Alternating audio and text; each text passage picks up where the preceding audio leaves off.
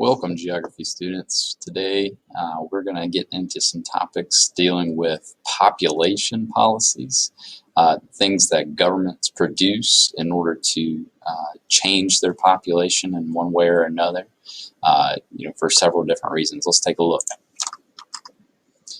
The first type of policy we're going to talk about today are antinatal policies. These are going to be policies that discourage more births within the country.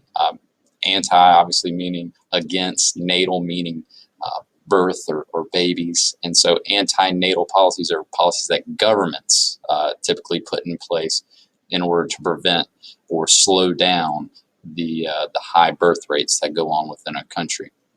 This is typically because resources are becoming more scarce, and therefore less babies are wanted in terms of number of children per family. And so these policies, as we're going to see in a minute, have that effect that reduces the overall population, therefore theoretically having more resources to go around.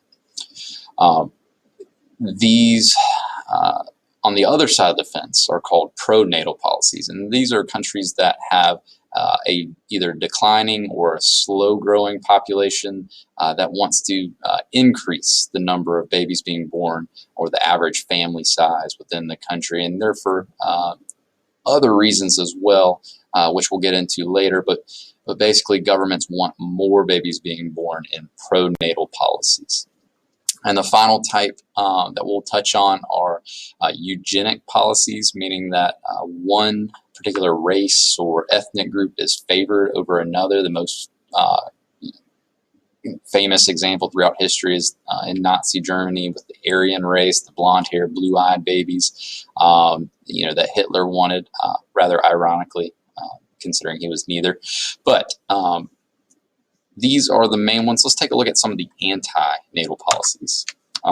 One of our case studies is going to be China, probably the most famous one, our antinatalist policy, their one-child policy, which Mao Zedong is going to institute in 1979. Originally, when he took power in the 50s as the ruler of the Communist Party in China, it was believed that they needed to have more and more kids, and large families were a good thing. And over time, he realized that the resources were dwindling in China, and therefore he needed to reduce the overall population, which is why he instituted the one-child policy.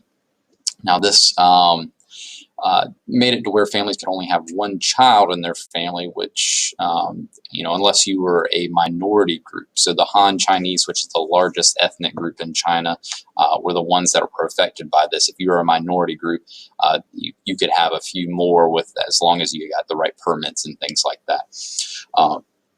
These policies were instituted, rather forcefully in different ways. As you can see on here, they did nice things like, made contraception and birth control more available, but there are some negative consequences as well. There are high abortion rates, especially for females in the population, which led to a heavy male population. We still see that to this day. If you take a look at China's population pyramid today, it's heavily skewed towards males for that reason. They had different types of enforcement of this as well. You can see here they even hired elderly within the population to spy on families to make sure that they are only having one child.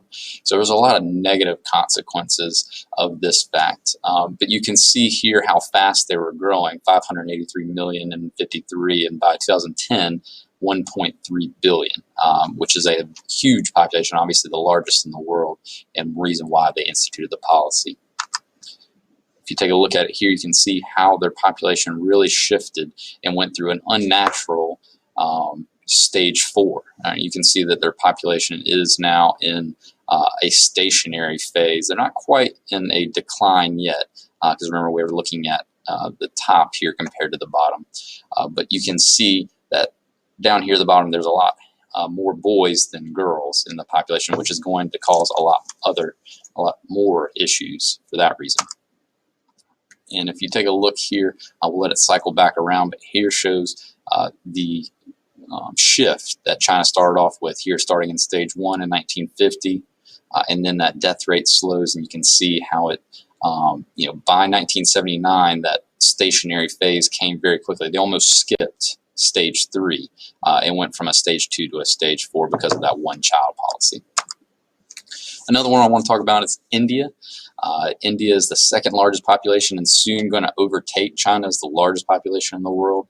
And they went through some of the similar type of antinatalist policies. In 1960, they first began these planned family arrangements. Certain people were forced to become sterile after they had 3 or more children. Men in the population were forced to have vasectomies in order to get that, and therefore they would not produce any more children. This was seen as a attack on their manhood, though, so it was not people skated by this policy, and so they ended up one of the interesting things they did was start offering guns to men as long as they had this procedure done to be sterilized, which is something that's a little bit different because we have a lot more freedom as far as guns, but in the country of India they don't have the same freedoms, and they also are having some problem with gangs in this particular region of India, and so that was a heavy incentive and allowed a lot more, as you can see here, to get that procedure done and reduce the birth rates. But now they are in most places they're just using advertising and education, and they believe those are the most effective means. Here's kind of the way it's kind of shaped. Here's the original one in 1950, and now we can see they are in a stage 3 as opposed to a stage 2 here. All right, finally, some pro-natalist policies. These are countries that are declining in population. Mostly in Europe and Japan. They have fallen below that 2.1 fertility rate, mostly because of education, women working and wanting to be in careers. They're having later marriages, and they're saying that a lot more family comes into, a lot more money comes into the family when they have careers and have less and less kids. And so this is leading to a lot of problems now where there's gender inequality. If they're only having 1 kid, they want to have males, and so they have selective births, similar to what you see in China, but more so on the genetic engineering side. We're seeing labor shortages is probably the main thing. Too many elderly and children compared to the number of people in the working class and the working age group. So they're not being able to support the elderly. And so one of the things they're going to start doing is offering incentives for parents to have more children. So we see in France, they pay people, the mothers to stay out of work for a year to have a child as long as it's their 3rd child. So they're providing incentives there. In Russia, they have a national day where they give them off of work in order to increase the birth rate, so to speak.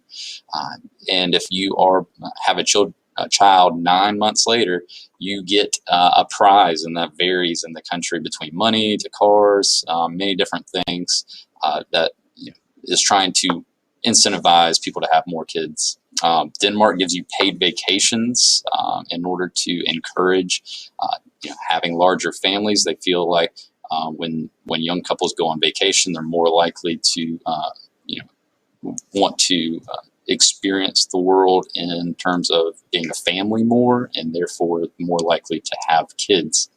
And in the U.S. and most developed countries now, they have tax breaks. Basically, you pay less in taxes the more you have kids. And these are just incentives to have a growing population, which we can see in many places in Europe and Japan they're having a problem with right now. There are many other policies out there and incentives, but the idea for these pro-natalist policies is to increase the birth rates to make sure that these problems that we're seeing get solved, because a lack of labor is a huge problem that we're going to see in the future, and many more countries are going to go through this. Here's kind of Japan's population pyramid to kind of show you what's happening. You're going to see a large fill-up of elderly population and not as much in the working age. So anyway, that's kind of the pro-natalist, anti-natalist conundrum that government policies can be put in place to help solve.